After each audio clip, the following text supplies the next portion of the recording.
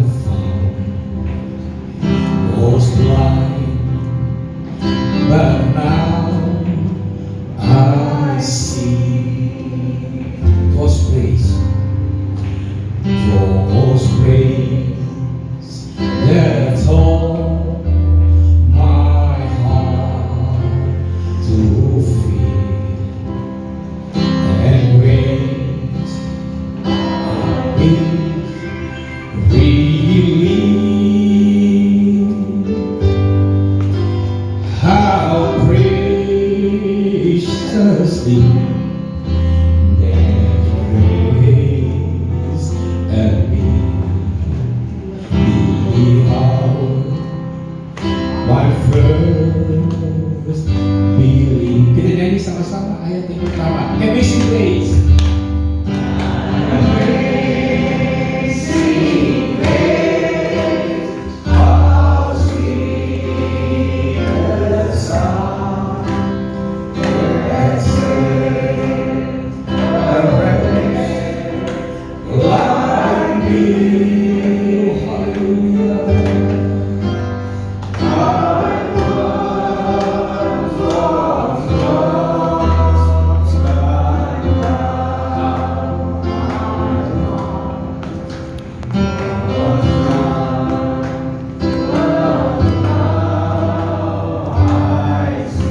Saudara, ada satu yang saya mau sampaikan lagi. Saya tanya sama Pak Mongso, oh ternyata Bapak yang mau sampaikan firman hari ini ya? Saya pikir saya. Terus saya bilang begini, Bapak mau sampaikan tema apa? Dia bilang saya mau sampaikan tema iman. Kok bisa sama saya? Satu roh. Kalau saya mau sampaikan iman, pengharapan dan kasih. Yes. Berarti ya? Duduk ya. Terima kasih ya. Terima kasih Pak Mongso. Hari ini saya berbicara tentang pertandingan iman. Ya, dikatakan orang benar akan hidup oleh iman. Kita baca sama-sama 1 Timotius pasal 6 ayat 11 dan 12. Pada saudara, sebab kita tidak membawa sesuatu apa ke dalam dunia, dan kita pun tidak dapat membawa apa-apa keluar. Asal ada makanan dan pakaian cukuplah. Amin.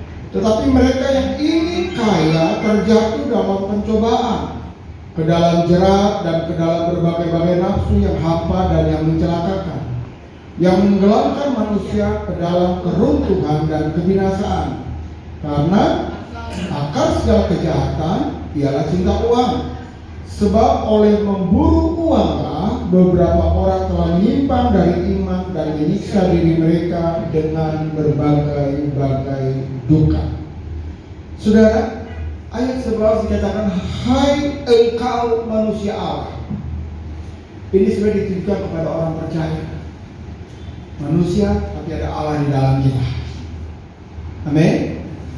Manusia yang telah dipilih Allah, yang telah ditebus oleh Allah, di mana Allah pribadi yang luar biasa mau menjadi manusia, dan sebagai manusia dia mengambil rupa sebagai manusia yang paling hina, budak yang paling hina, dan dalam keadaan itu dia telah setia dalam kondisi itu sampai mati, bahkan sampai mati di kayu salib. Itulah Allah yang saudara dan saya sembah. Itulah Allah yang mengasihi saudara dan saya dan tidak membiarkan kita dalam situasi apapun. Tetapi bukan berarti ketika kita menjadi anak-anak Allah maka semuanya akan baik-baik saja. Semuanya akan cukup, semuanya akan tersedia. Sebagaimana Allah memberikan matahari dan hujan kepada orang benar dan orang berdosa, demikian persoalan masalah pun akan datang dalam hidup orang benar dan orang berdosa. Banyak hari-hari ini kita jumpai teologi kemakmuran, ikut Allah diberkati, ikut Allah akan menjadi lebih baik, ikut Allah akan menjadi semakin kaya, yang sakit disembuhkan, yang miskin dibuat kaya, yang susah mendapat kesenangan. Benar ada janji Allah seperti itu, tetapi tidak serta-merta, ada proses. Kadang-kadang proses ini dilewati, sehingga tidak sedikit orang percaya kemudian mundur di dalam penderitaan. Kok ikut Tuhan susahnya nggak hilang-hilang? Kok ikut Tuhan malah semakin menderita?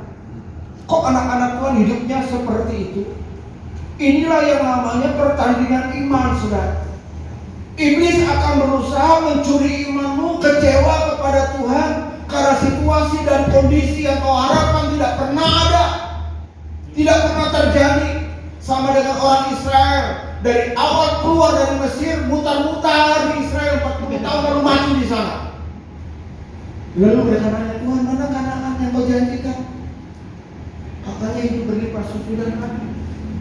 Bukan Tuhan yang salah, tapi sikap hidup kita yang salah, sehingga kita tidak mencapai apa yang Tuhan janjikan. Sikap hidup kita yang salah. Saya ikut Tuhan, saudara, dari mulai saya selesai kuliah. Saya sempat mengajar di SMP 30 Jakarta Utara, Pegawai Negeri. Dalam umur masih 23 tahun, golongan 3A. Tapi waktu Tuhan panggil, saya tidak mau kompromi, mengajar, melayani. Saya bilang sama Tuhan, Tuhan kalau kau mau panggil saya mau beri hidup saya totalitas. Dan Tuhan sediakan donatur untuk saya mau sekolah lagi. Dan Tuhan sediakan semua. Tapi setelah jadi hamba Tuhan, ternyata hidup semakin sulit. Saya sempat bawa mobil Profit itu ke Magelang, ke Surabaya, ke Lampung, kemana. Jadi sopir untuk mengucupi keluarga, beli susu anak, bisa sewa rumah. Tapi kemudian saya mulai bangun pelayanan. Puji Tuhan, pelayanan bertumbuh. Ya, dari sebuah persekutuan menjadi gereja, dari satu gereja menjadi 2 gereja, 3 gereja. Saya gembalakan. Tetapi goncangan terjadi.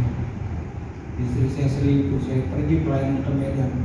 Saya pulang lebih awal, ternyata ada mantan pacarnya dalam rumah saya.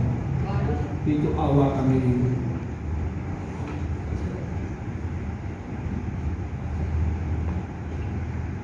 Saudara, perselisihan demi perselisihan terjadi. Tetapi setiap hari dia keluar rumah, fungsi dia sebagai istri gembala hampir nggak ada. Kami selalu ribut dan akhirnya dia tinggalin saya hampir 1 tahun.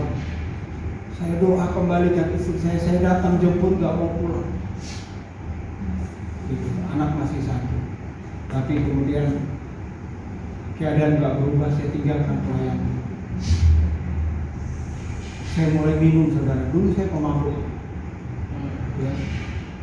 Saya nggak bisa hadapi hidup saya dengan kondisi itu. Saya panggil koordinator ibadah, saya serahkan semua, dan saya nggak jadi pendeta lagi. Semua saya serahkan. Dan dalam kondisi kayak gitu, saudara, saya mabuk sendiri, muntah sendiri, bersihin rumah sendiri, mandi sendiri, dari saudara. Orang nggak tahu saya mabuk pendeta. Saya berpikir nggak jadi pendeta. Saya bersyukur waktu itu ada Pastor Milton yang follow up saya.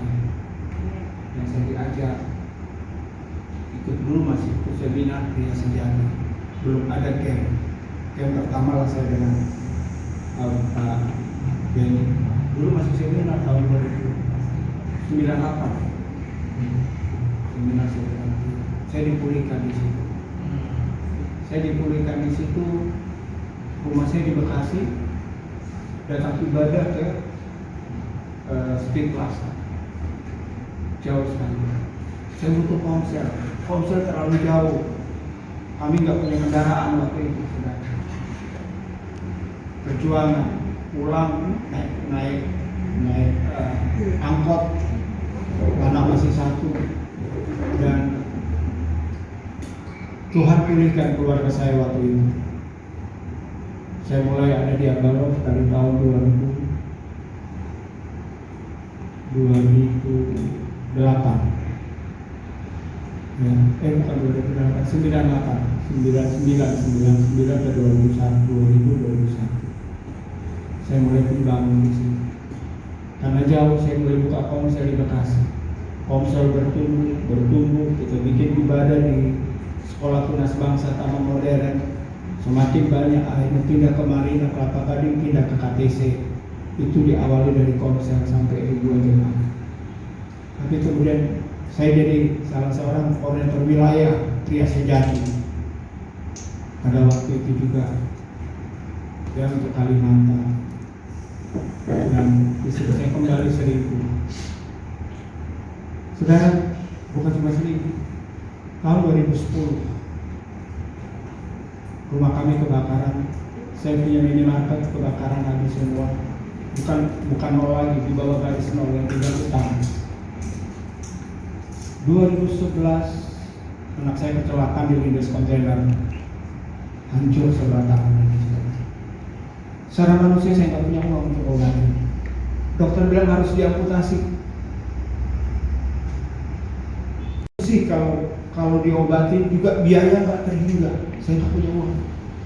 Tapi dalam kondisi itu saya tahu jawaban itu Tuhan. Saya doa di basement, saya Tuhan, dokter suruh Yosua harus amputasi. Saya bilang Tuhan tolong anakku Yosua. Saya percaya Tuhan sanggup. Saya dengar satu suara itu jelas, Tuhan katakan tidak ada amputasi. Saya percaya itu suara Tuhan. Tetapi faktanya 11 hari kemudian anak saya kritis dan dokter panggil saya jam 11 malam. Seandainya Bapak izinkan amputasi mungkin anak Bapak selamat. Tapi kondisi sekarang kami menyerah. Kami tidak tahu apa yang harus kami buat. Saya bilang kalau dokter di sini tidak bisa buat apa-apa untuk anak saya, apa kalau sakit lain nggak bisa? Tolong pindahin anak saya kalau dokter nggak bisa buat apa-apa. Nggak bisa, dia ngotot saudara. Kak saya juga ngotot. Kalaupun dibiarin anak saya selamat, nggak bisa. Dia nggak jamin. Karena saya salah, nggak mau izinkan amputasi. Malam itu saudara saya sampai ngotot, saya bilang dokter kalau sampai anak saya mati saya bacok. Anak saya mati, dokter tidak mati sendiri. Itu betul-betul marah. Akhirnya jam 2 pagi. Jam 2 pagi anak saya diizinkan dipindahin ke Cipto. Puji Tuhan di rumah sakit Cipto anak saya langsung ditangani. Semua yang sudah ditangani di rumah sakit Mitra Keluarga Bekasi itu semua dibersihin karena ternyata infeksi busuk. Jadi tinggal tulang dan plat-plat yang nempel, yang nyatuin tulang itu semua. Nggak ada lagi urat, nggak ada lagi daging, nggak ada lagi saraf. Secara medis mungkin boleh transplantasi, ambil dari mayat dipindahin. Itu nggak bisa dari paha kalau daging, kalau kulit ya, kalau daging nggak bisa. Itu harus dari mayat, nggak bisa dari orang hidup karena tebal. Tapi itu pun dokter nggak bisa bikin urat, bikin saraf, karena ininya harus bergerak. Ini bagus, tapi Tuhan buat mujizat. Secara medis nggak mungkin bisa berfungsi, hanya kurang lebih 6 bulan di rumah sakit. Pakai madu murni Nusantara. Mulai tulang-tulangnya berubah jadi bagus, mulai ada darah jadi daging sampai utuh. Lalu diambil kulit dari paha, dibungkus. Sekarang dengan tangan yang hancur bisa jadi chef di hotel masak. Saya nggak tahu dari mana uangnya. Waktu itu belum ada BPJS tahun 2011. Belum ada. Itu biaya IC satu hari 15 juta. Saya nggak tahu, ada aja yang bisa yang tutupin. Setiap saya butuh itu belasan kali operasi. Kenapa? Waktu daging tumbuh, saudara, ternyata urat-urat itu juga tumbuh. Dan ada satu alat di Indonesia cuma ada di Cipto. Itu setiap hari itu disatuin uratnya, disambung, itu belasan kali operasi. Hari ini semua tangannya luar biasa. Tapi nggak berhenti di situ. Anak saya masih dalam pengobatan jalan. Saya 6 bulan di rumah sakit nggak pernah pulang. Istri saya di rumah karena ada 2 anak perempuan saya yang harus dia jaga dan dia bolak-balik untuk ngantar ke sekolah. Dan disitulah istri saya melalui BBM kumpul dengan reuni-reunian jatuh cinta dengan mantan pacar. Oh sakitnya tuh di sini saudara, nggak punya duit, ya. Istri pergi, omongan orang, pendeta cerai. Istri saya malah minta cerai ketika saya suruh dia tinggalkan laki-laki itu. Saya terima dia apa adanya. Dia lebih memilih laki-laki. Dia gugat cerai. Saya ikuti sidang, anak-anak saya jadi saksi bahwa apa yang dia tuduh gugatan itu nggak ada yang benar. Gitu. Dan yang buat surat cerai ini siapa? Mamanya sendiri. Karena saya nggak punya apa-apa lagi. Mamanya kenalin lagi dengan mantan pacarnya, karena mamanya juga dulu guru. Nah, waduh tambah sakit. Belum lagi saya harus berhenti dari pelayanan. Saya kan full time gereja. Mau pelayanan apa? Berhenti dari pelayanan, berhenti. Dulu jadwal saya banyak. Semua putusin. Pendeta cerai saya punya pakai. Bapak punya duit, utang banyak, perasaan sakit hati, merasa ditinggalkan. Gak ada orang yang mau lagi hubungin saya untuk kuatin. Saya butuh orang. Mungkin mereka berpikir Pak Mamus sudah tahu semua, tapi saya butuh orang. Utang kapal saudara luar biasa. Tapi satu hal yang saya sadar, tanpa Tuhan saya nggak bisa apa-apa. Makanya bersyukur selama 8 tahun sampai hari ini saya nggak pernah jatuh dalam dosa seks. Perjinahan, pelacuran, pacaran. Saya nggak pernah jatuh dalam hutang piutang. Saya nggak pernah jual kesusahan saya sama orang. Saya cuma datang di kaki Tuhan. Saudara, kita harus hidup di dalam pertandingan ini. Amin. Iblis berusaha menghancurkan hidup kita dan membuat kita kecewa terhadap Tuhan. Tetapi hanya imanlah yang membuat kita tetap. Saya percaya Tuhan, tanpa Engkau aku seperti ranting yang keluar 1 mili aja dari pokoknya akan menjadi kering, dibuang dan dibakar. Saya nggak mau jadi ranting yang kering, tapi bertahan di dalam hati yang benar, ngampunin istri, menerima keadaan, menghadapi situasi itu nggak mudah. Banyak air mata. Tapi dengan 3 anak yang saya harus besarkan, sementara nggak ada yang pakai saya pelayanan, hidup saya dari pelayanan. Saya nggak tahu kerja apa-apa. Dulu saya guru. Setelah belasan tahun menjadi guru lagi, kurikulum berbeda. Saya juga nggak tahu pelajaran sekarang. Beda sekali. Tapi pemeliharaan Tuhan tidak pernah berhenti. Ada aja cara Tuhan. Saya tetap bisa masukkan anak-anak saya bisa sekolah, dan hari ini mereka semua selesai kuliah dan mereka sudah bekerja. Semua bekerja. Bahkan saya nggak pernah mimpi kalau hari ini saya kembali bisa menjadi gembala dengan puluhan. Sekarang yang ibadah ada 80 orang satu gereja. Saya baru buka lagi gereja baru. Saya bangun sendiri dari nol, beli tanah. Saudara, bukan uang jemaat. Saya nggak tahu masa pandemi ini kok saya bisa bangun gereja saya begitu. Tapi saya mau katakan, Tuhan bilang aku ini mengetahui rancangan-rancangan yang ada padaku mengenai kamu, yaitu rancangan damai sejahtera dan bukan kecelakaan, untuk memberi kepadamu masa depan yang penuh harapan.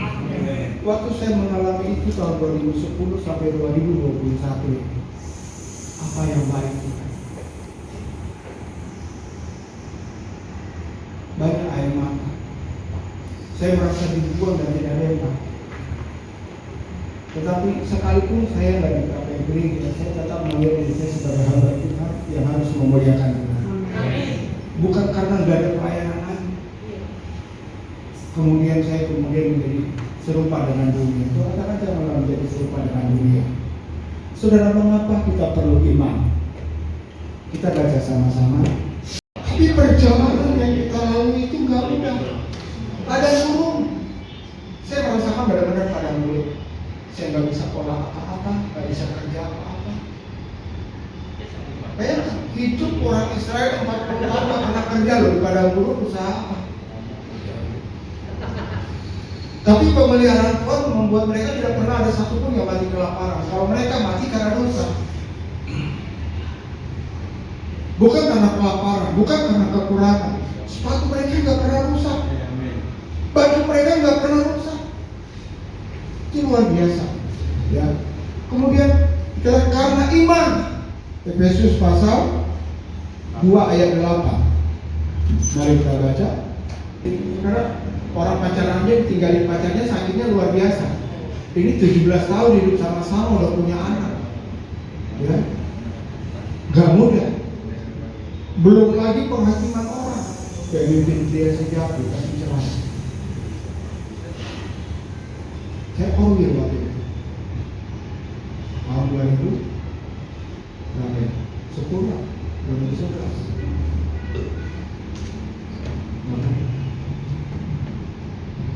Saya pemimpin jemaah. Itu namanya. Dalam keadaan stres, orang kadang-kadang lari ke minuman, ke narkoba. Puji Tuhan saya nggak pernah lari ke situ. Saya nggak pernah. Awal pertama saya tinggal di situ, saya sempat malu. Tapi kemudian ketika saya ikut pria sejati, saya bertumbuh, saya tetap jaga hidup dalam kebenaran. Bulan Maret lalu belum bersatu, tiba-tiba ada gereja yang mempercayakan saya menyerahkan aset gereja. Jadi saya buat-buatkan 1 tahun, 2 tahun, 5 tahun diserahkan sudah itu gereja, sudah izin gereja, bangunan gereja, dan itu seperti klaster karena 1000 meter lebih. Wah, saya bilang Tuhan, ini bonus yang Tuhan kasih. Saya nggak pernah kepikir saya bisa tiba-tiba jadi gembala, semua alat sudah lengkap. Saya nggak perlu sewa, saya nggak perlu beli, saya nggak perlu apa. Padahal ada 3 pendeta di gereja situ, yang seharusnya bahkan mantunya sendiri pendeta, harusnya pendeta. Dan hari ini gereja itu semakin bertumbuh ketika Tuhan percayakan saya gembala. Amin. Ya, jadi saudara, kita diselamatkan dengan hidup dengan iman. Jangan hidup dengan apa yang kau rasa, kau dengar, kau lihat, situasi dan kondisi. Kalau kau hidup dari situ, kau akan kecewa. Kecewa dengan Tuhan. Tuhan, kenapa harus saya yang alami ini? Kenapa istri saya harus selingkuh? Kenapa rumah saya kebakar? Bahkan tinggalin 3 anak yang masih SMP. Itu gak mudah. Masih SMP. Sekarang mereka udah sarjana. Saya gak tahu bagaimana membiayai kuliah sudah. Hanya modal nekat. Saya pernah jadi agen asuransi dan Tuhan berkati dari situ. Saya bisa punya tabungan, akhirnya saya bisa beli mobil. Dengan mobil itulah saya hidupi 3 anak saya. Sekolahin 3 anak saya jadi grab. Saya nggak malu, yang penting hidup benar. Dan mobil saya menjadi mimbar saya. Setiap orang yang naik mimbar ke mobil saya, mereka harus dengar kabar baik. Amin. Ya, bahkan ada beberapa bapak yang Pak, kalau saya nggak naik mobil bapak malam ini saya kudu dia bawa, dia perlihatkan bahan-bahan yang dipakai mobil. Saya stres. Tapi waktu saya naik mobil bapak, dia berapa kali tarik nafas jalan. Tiba-tiba saya katakan, Bapak tidak berbulan berat. Dia bilang, kok Bapak tahu? Saya rasakan. Dia bilang, Pak, selalu ada jalan keluar apapun pergumulan Bapak. Ketika tidak ada jalan, ketika Bapak sama Tuhan, dia selalu buka jalan.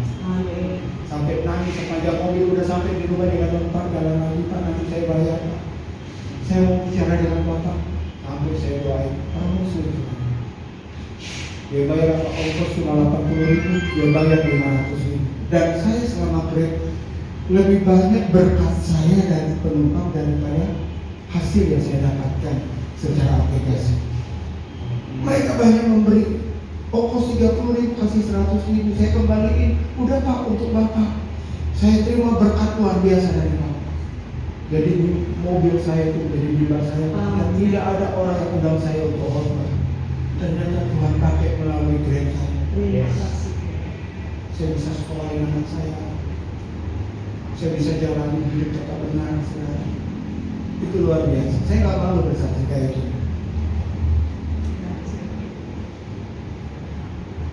Sampai hari ini. Jadi karena iman kita diselamatkan. Iman itu gini, artinya percaya Yesus Tuhan. Percaya percobaan-percobaan yang Tuhan alami tidak melebihi kekuatan kita. Kalau katakan selai rambut pun tidak akan jatuh kalau Tuhan tidak izinkan, apalagi badai yang dalam hidupmu. Tidak pernah melebihi kekuatanmu.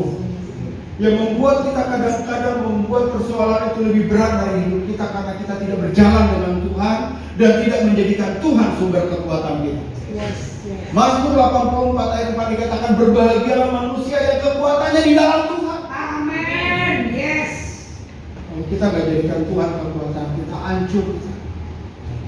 Makanya kita harus terus. Ini pertandingan kita seperti berlomba dengan iblis. Yes. Siapa yang jadi pemenang?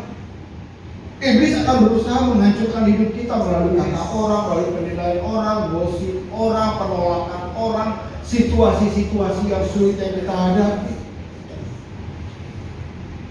Tapi saya nggak mau hidup dari kata orang dan situasi dan kondisi. Saya mau hidup dari apa kata Tuhan. Amin.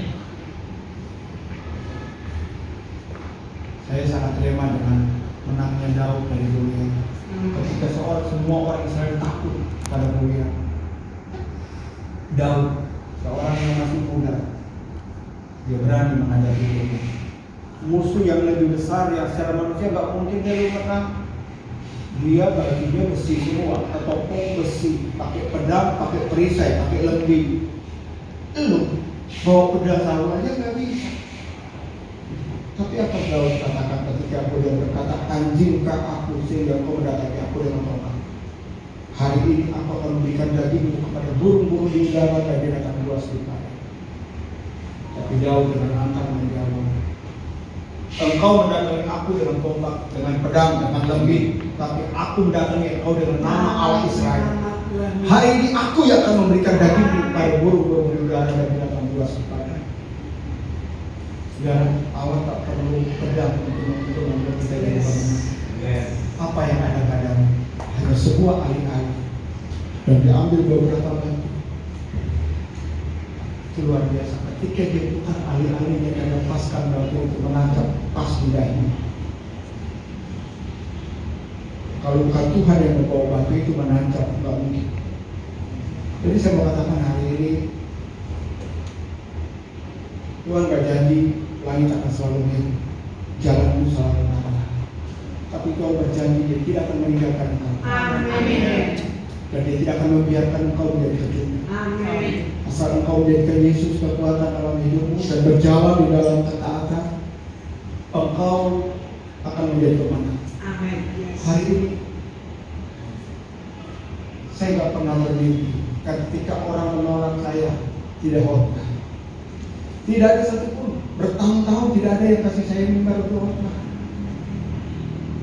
Saya melayani namanya sahabat orang sakit yang kerjanya cuma besuk, beri kekuatan sama orang. Bahkan terkadang kita membawa sesuatu, dilarang menerima berkat dari orang sakit, dan saya lakukan dengan setia. Melalui pelayanan ini membawa saya bisa ke bangsa, ke Amerika, ke Eropa, itu keliling saudara. Saya ke Jerman, saya ke Paris, saya ke Belanda, ya, saya ke Italia. Seorang sopir Grab bisa khotbah di bangsa-bangsa di Amerika. Itu kalau bukan Tuhan nggak mungkin. Waktu saya khotbah di Jerman, Tuhan ingatin Indonesia, khususnya saya orang Batak. Itu karena ada seorang Jerman yang memberitakan firman di sana. Orang Batak di sana. Ketika saya di Belanda khotbah di tengah-tengah gereja Belanda bukan Indonesia, yang membuat Indonesia kenal Injil itu Belanda. Sekarang saya yang mengajar orang Belanda. Waduh, Tuhan luar biasa. Sementara di Indonesia tidak ada satu mimbar kecil pun yang mau mempercayakan saya khotbah. Saya mengatakan itu digenapi rancangan Allah masa depan. Saya rasakan itu saudara ya, bukan karena ya. Saya dulu berbicara juga di Pria Sejati, tapi hari ini aku gak pernah bicara. Saya nanya apakah nama saya sudah dihapus dari pembicaraan? Tapi saya sadar apa yang saya sampaikan. Jadi nggak ada alasan untuk marah. Orang menilai saya jelek, dan itu wajar. Saya anggap. Saya nggak bisa memaksakan bela diri, kan saya nggak salah. Udahlah, memang semua orang begitu. Jadi nggak ada kepahitan, nggak ada sakit hati kalau kita punya cara pandang benar. Ya, Amin. Amin. Amin. Nggak ada kecewa kalau kita punya cara pandang benar. Ibrani 11 ayat 6 dikatakan begini, saudara. Ibrani 11 ayat 6. Tetapi tanpa iman tidak mungkin orang berkenan kepada Allah. Yes. Jadi hanya iman yang membuat kita berkenan kepada Allah. Hanya iman yang membuat mujizat terjadi, pertolongan terjadi atas hidup kita. Amin. Hanya iman yang membuat kita juga bisa melakukan mujizat membuat orang sakit disembuhkan. Amin. Tanpa iman kita nggak berkenan, dan tidak ada satupun yang jadi. Tanpa iman kita seperti ombak yang diombang-ambingkan ke sana kemari. Saudara, hidup dengan iman itu tetap bersyukur sekalipun tidak ada alasan untuk bersyukur. Yes. Karena situasi membuat air mata kita nangis, kita nggak bisa lihat ke depan karena air mata kita penuh dengan air mata. Tapi kita percaya, cobaan ini tidak menjadi kekuatan. Amin. Aku akan tetap berjalan dengan Tuhan, sekalipun seperti Tuhan yang baik. Kok biarkan saya ngalamin ini? Iblis berkata, mana tuh kebaikan Tuhan? Lihat orang-orang yang percaya Tuhan aja hidup mereka enak. Gak sesial kamu. Saya gak pernah terpengaruh dengan suara seperti itu. Saya tetap mempercayai Tuhan Engkau baik, sekalipun hidup yang kujalani itu gak baik. Saya bukan cuma susah, saya mengalami penolakan, penghakiman, penghukuman.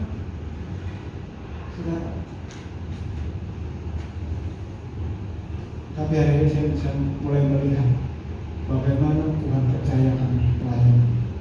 Hanya dalam beberapa bulan Maret saya jadi gembala, sekarang udah 22 gereja.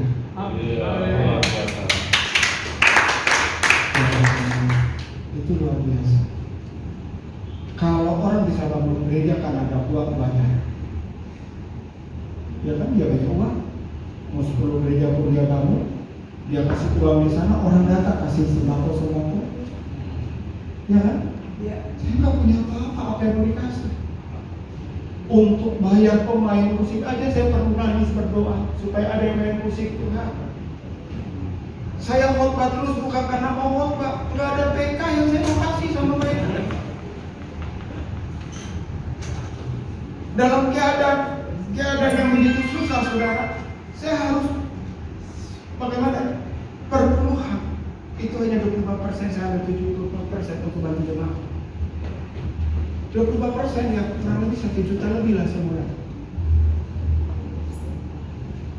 Bukan karena saya punya banyak duit, dia ada duit, tapi saya cukup. Anak saya udah sekolah, udah kerja semua, nggak perlu saya biayai untuk makan dan minum, bisa punya tempat tinggal, udah cukup. Itu aja. Saya kemarin bulan Juli tanggal 2 saya masuk rumah sakit. Ini kesaksian yang baru di Wisma Atlet karena COVID. Saya itu ada komorbid. Pertama, gula darah saya tinggi, dan saya pernah infeksi paru sampai 2 liter air disedot dari paru-paru saya. Waktu saya masuk ke Wisma Atlet, itu cuma dikasih kamar. Lalu kalau mau makan ambil sendiri, mau ambil obat ambil sendiri, sudah ada di depan ruang perawat. Lihat nama aja, ambil makan. Sehari, 2 hari, 3 hari saya masih kuat. Hari ke-4, 3-5 hari ke-5 saya nggak bisa jalan lagi untuk ambil obat, ambil makan. Jadi dari saya nggak makan obat. Saya puji Tuhan ada teman-teman yang memperhatikan, telepon WA nggak dibalas. Jen langsung telepon, ada kebetulan kenalan dia di rumah sakit Wisma Atlet. Kamu tolong pergi ke tower 5, kamar lantai 16. Tolong lihatin kamar 15. itu ada pasien Pak Yus sudah tidak bisa dihubungi. Apakah HP-nya bermasalah atau dia? Ternyata saya sudah sadar. Untung perawat itu datang dan masuk ke kamar saya nggak sadar sampai saya ditangani.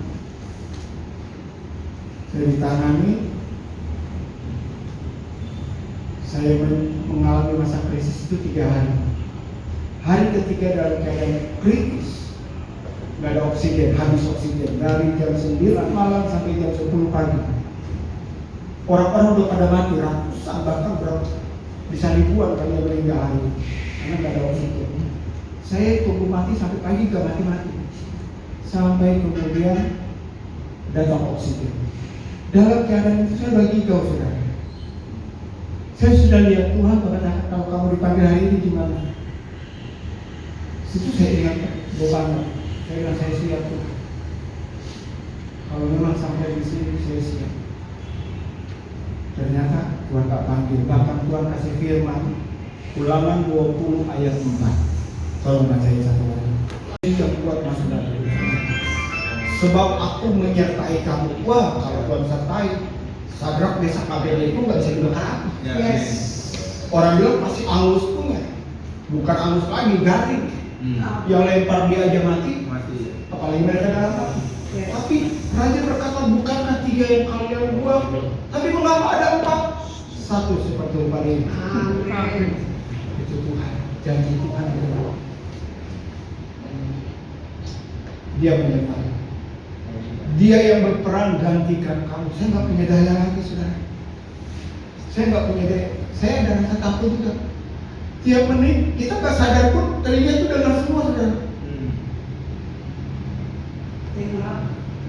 Dengar kematian orang nangis, orang apa dengar semua. Senjata terakhir manusia di sini. Iya. Tapi firman itu membuat saya tenang.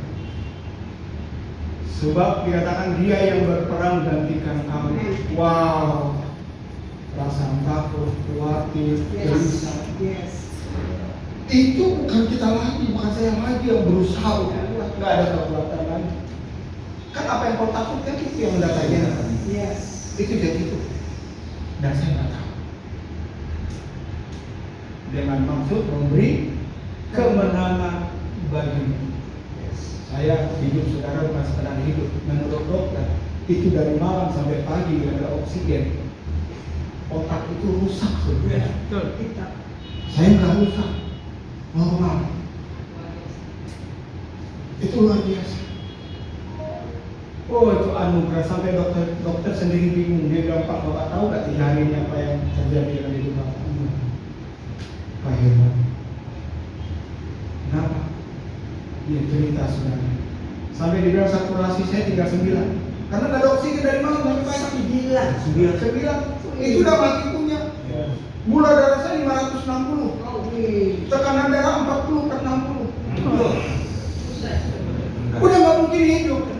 Saturasi setengah bulan itu. Makanya karena nggak ada oksigen dari malam. Iya. Sementara saya dalam keadaan kritis. Saya manusia udah mati. Tapi dokter lihat saya masih kayak ikan mas, ikan di darat. Dan berdoa nggak pernah berhenti. Dan saya tahu hari ini saya hidup yang kedua. Amin.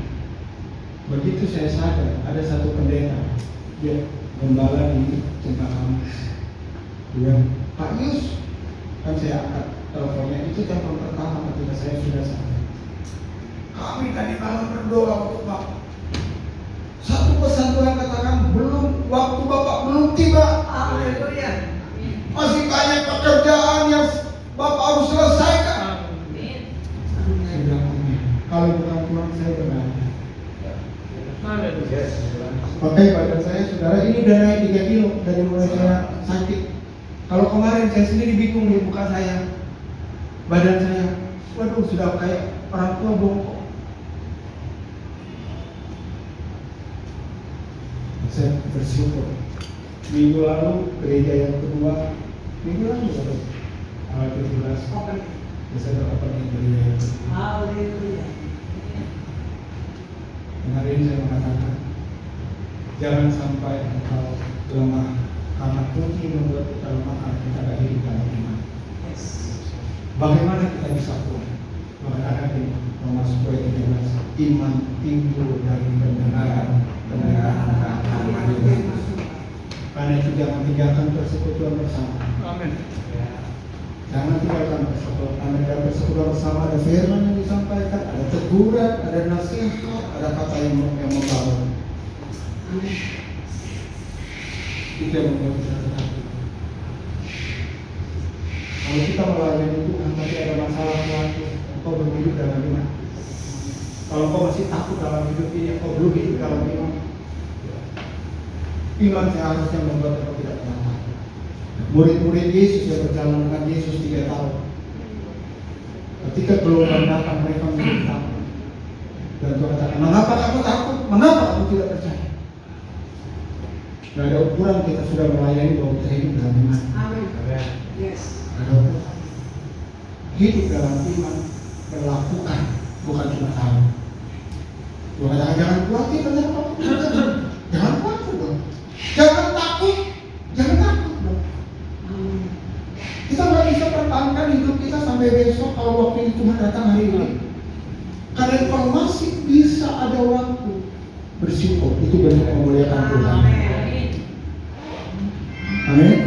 Apapun badai dalam hidup, tetaplah bersyukur. Tetaplah di dalam bersukacitalah karena Tuhan, bukan karena situasi baik. Dalam keadaan apapun Tuhan mau kau bersukacita karena hati yang gembira itu obat yang mantul. Oke. Engkau pasti cakap mengenai segala perkara di dalam dia. Itu yang kau harus katakan. Tanpa dia, hidup ini gak mudah. Tapi hidup ini akan menjadi mudah kalau Tuhan menjadi kekuatan kita. Amin. Amin. Sudah selesai waktu Pak? Ya. Tambah lagi tidak apa-apa, Pak. Ya, pertama supaya kita tetap bisa kuat dalam iman, dengarlah firman Tuhan. Iman timbul dari pendengaran akan Firman Tuhan. firman Tuhan. Yang kedua, supaya kita tetap bisa hidup dalam iman, maka kita harus tertuju terus kepada Yesus. Kita baca Ibrani pasal 12 ayat 2 dan 3. Ibrani 12 ayat 2 dan 3. Selain mendengarkan firman Tuhan, maka kita harus tertuju kepadanya. Amin. Ya, dia dengan tekun memikul salib, menanggung bantahan, dia tidak peduli dengan dirinya. Ya, sampai akhir dengan penderitaan apapun. Ya, dia bertekun, jangan berpikir jadi orang Kristen tandanya diberkati. Tidak ada murid-murid Yesus yang kaya itu Yesus. Jadi kalau tanda orang berkata dengan Yesus diberkati, engkau sedang masuk dalam teori kemakmuran. Itu kesalahan. Justru melalui penderitaan kamu akan melihat kalau aku bisa melewati hari demi hari, itu karena Tuhan. Gak mudah melewati hari demi hari ketika kita berjalan terus dengan Tuhan.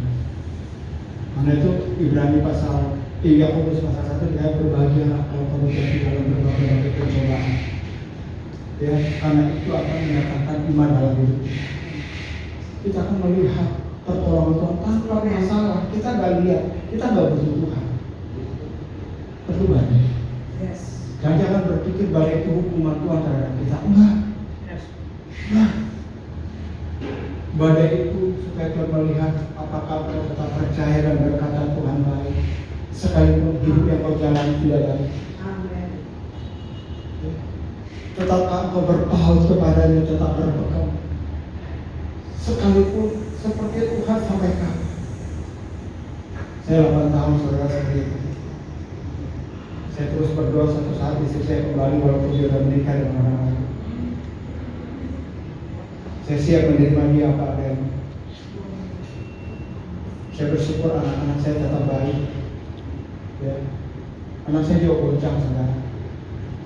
Gak mudah. Papa mama melayani Tuhan tapi cerai. Mau ke gereja aja malu saudara.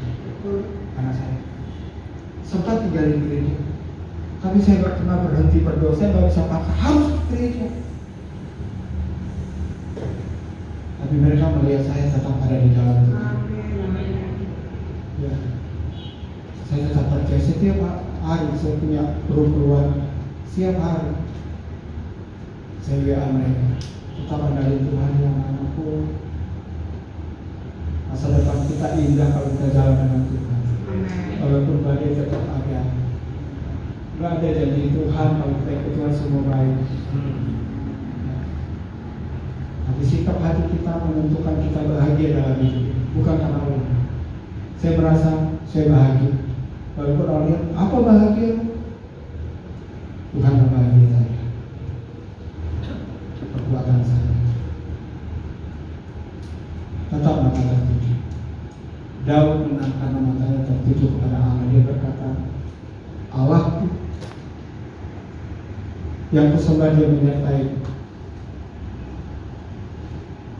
Hari ini aku yang memberikan bagimu para guru-guru. Penyertaan Tuhan membuat kita pasti jadi pemenang. Tapi masalahnya waktunya kapan? Kita nggak tahu.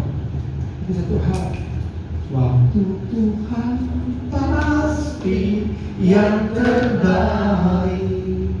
Walau kadang tak mudah dimengerti, lewati cobaan, ku tetap percaya waktu Tuhan pasti yang terbaik. Amin. Tuhan Yesus memberkati. Mari kita berdoa. Kami orang-orang jahat yang berusaha untuk mencelakai, kami tolak di dalam nama Tuhan Yesus. Biarlah malaikat Tuhan saat ini berkemah di sekelilingnya seperti biasa, Tuhan. Memberkati Pak Yus, memberkati pelayanannya, memberkati kehidupannya, memberkati pekerjaannya, memberkati anak-anaknya, Tuhan. Bahkan Tuhan, melalui keluarga dari Pak Yus, kehidupan Pak Yus, banyak orang Tuhan boleh dipulihkan, banyak orang boleh hidupnya diubahkan. Karena melihat proses kehidupan yang Abang telah lewati dari dalam. Terima kasih ya Bapak, kami memberkati di dalam nama Yesus. Di dalam nama Tuhan Yesus.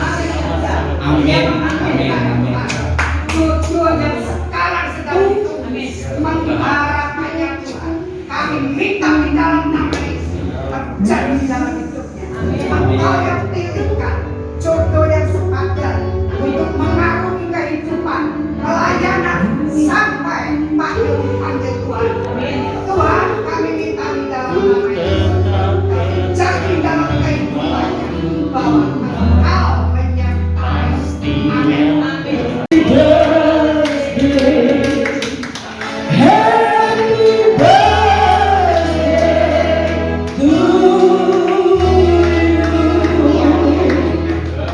Happy birthday to you. Happy birthday to you. Happy birthday, happy birthday, happy birthday to you. Happy birthday to you. Happy birthday to you. Happy birthday, happy birthday.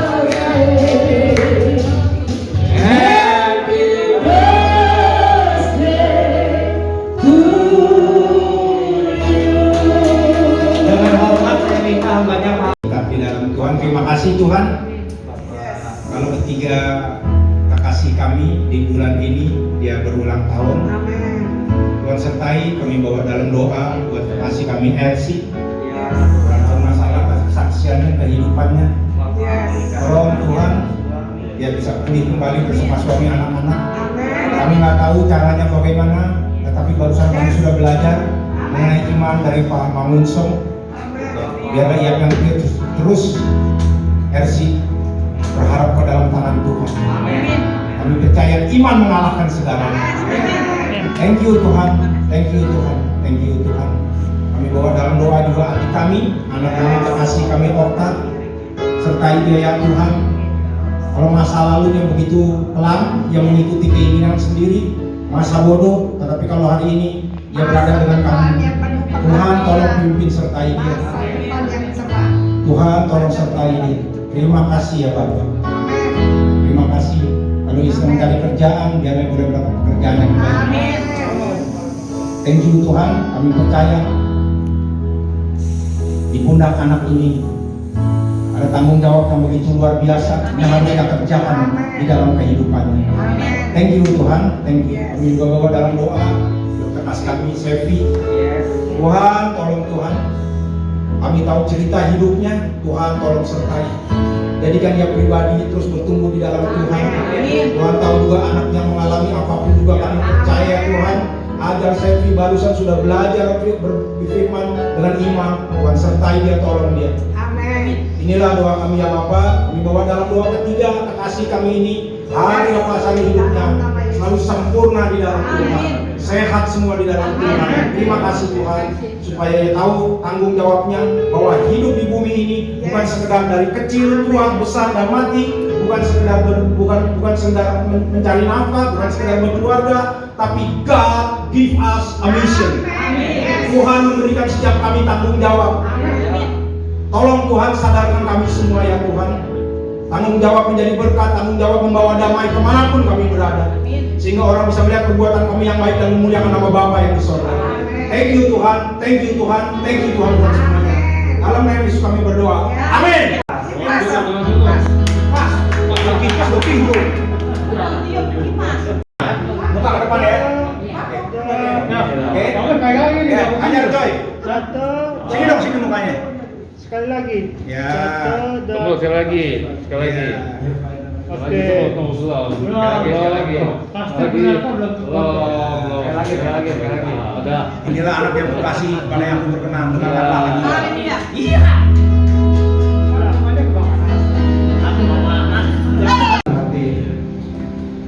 Tuhan, tak henti-hentinya kami bersyukur Tuhan. Hingga sampai detik hari ini pun kami bersyukur karena semua kebaikan. Kami boleh bertemu dengan saudara terkasih kami, yang istri saudara. Ini adalah berkat-Mu bagi kami semua Tuhan. Di mana sharing kehidupannya Tuhan sangat menguatkan kami menghadapi hari ini Tuhan. Kami tahu ini bukan kebetulan Tuhan, tapi memang rencana-Mu bagi kami masing-masing Tuhan. Dan biarlah Tuhan, segala berkat yang boleh kami terima pada hari ini Tuhan, kami bisa persembahkan semuanya untuk kemuliaan Tuhan. Tuhan, kami selesai beribadah, kami juga membawa sedikit persembahan Tuhan. Tuhan yang sempurnakan Tuhan. Tuhan pakai persembahan yang kami kumpulkan ini boleh tepat sasaran Tuhan, sehingga memberkati sesama kami yang lain. Tuhan, kami tahu kami bukan siapa-siapa, tapi kami punya Tuhan yang luar biasa. Terima kasih Tuhan. Dan juga sebentar kami akan berpisah. Tuhan sertai perjalanan kami masing-masing, bawa kami kembali ke tempat tugas kami atau ke rumah kami atau tempat tujuan kami berikutnya Tuhan, dalam penyertaan yang sempurna Tuhan. Dan biarlah Tuhan kami tetap bersemangat, kami tetap menyala-nyala di dalam Engkau, dan kami selalu membawa Engkau, karena Tuhan yang menyertai kami, bukan kami membawa, tapi Tuhan yang selalu menyertai kami, melindungi, menjaga kami.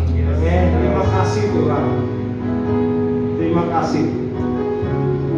Mari saudara-saudara, kita semua dengan hati bersyukur, dengan semangat kita membawa berkat ini, dan kita juga bagikan kepada sesama kita.